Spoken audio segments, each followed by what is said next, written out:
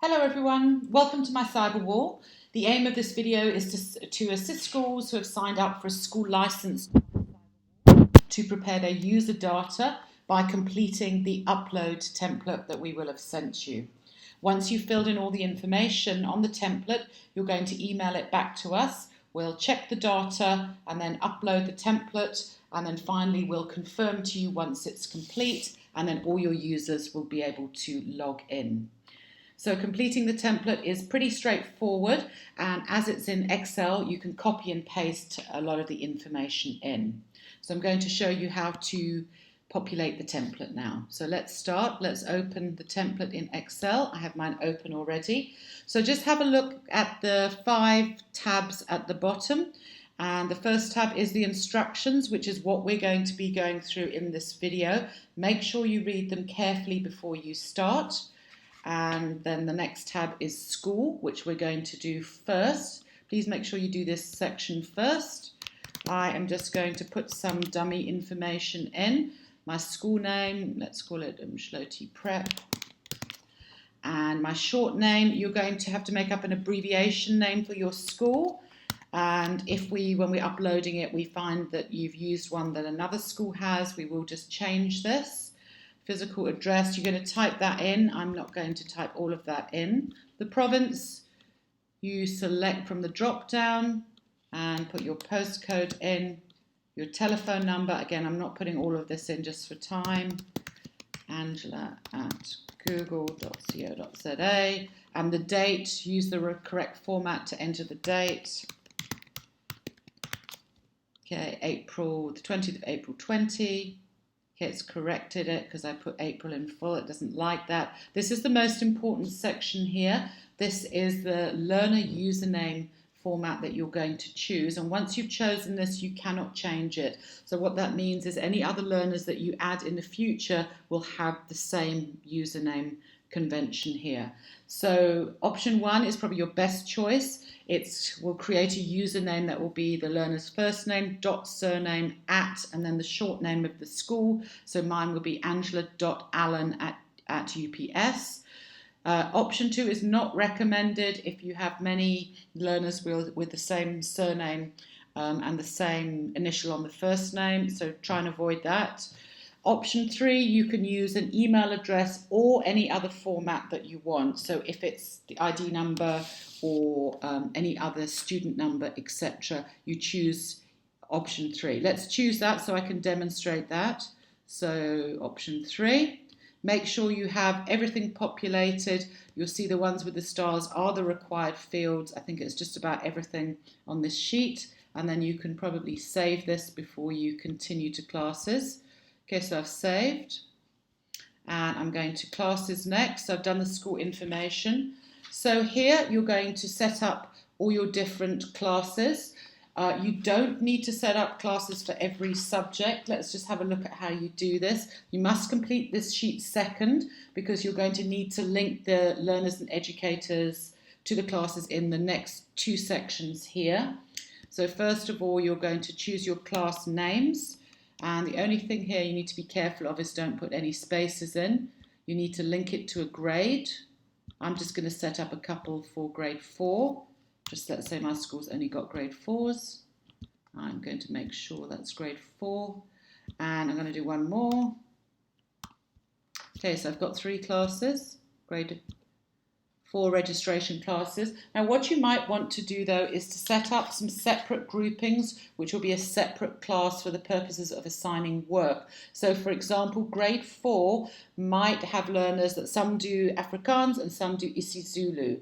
You don't want the Afrikaans learners to receive the work for the isiZulu learners and vice versa. So you might want to set those up as different groups. So I'm just going to call it 4AFR, for Afrikaans, and 4ZUL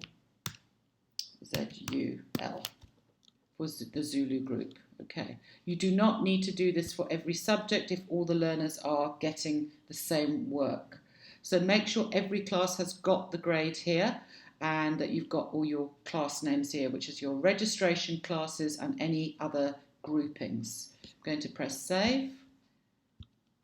So far so good. Let's add some learners. So you can add 1,500 learners on the template. You can copy and paste from any other formats that you already have your class lists in.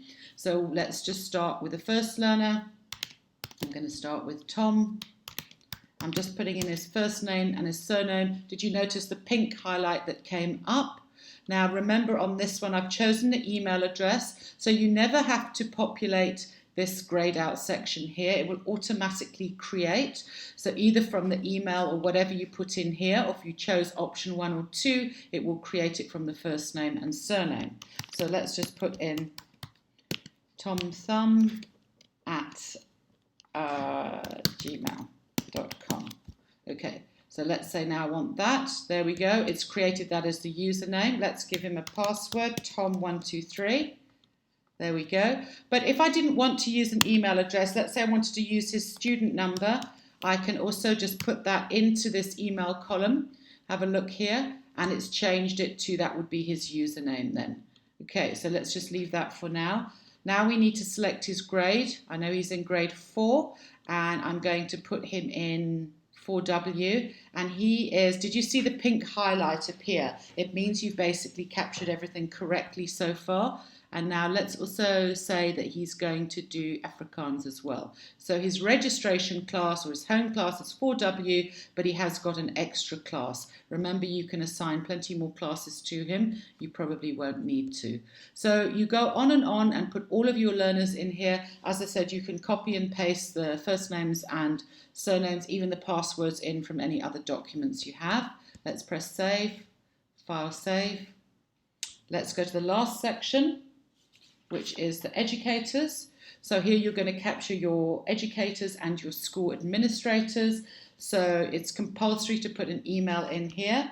So let's put in an email address first of all. So I'm going to put in John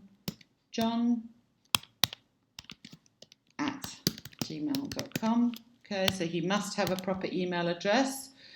Leave the password because that's going to be automatically created. You'll see now. So his first name is John, his surname is John. Okay, can you see it's created the password here, and it actually creates it. Shouldn't have used the same first name and surname, but it doesn't matter. It will create the password according to his first name with a capital. When he logs into my Cyberwall the very first time, he will be asked to change it. Be very careful here if you're copying and pasting that you don't leave any gaps. So if you left a gap here, for example, it's going to leave a gap when you put your password in. Okay, can you see what happened there? There's a gap there and he won't know that. So be very, very careful. No gaps on this sheet. Okay, it will affect the password. You don't need to put his cell phone number in really.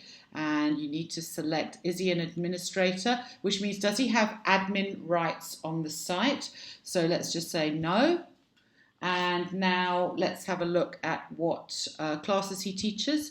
So he's the class teacher for 4S, but he's also, let's say, the Zulu teacher. Okay, so we can allocate all the classes that he teaches in there. So that's really all that you have to do. So the classes you select from the drop down, and if he was a school admin and you wanted to give him rights, you just click on yes there.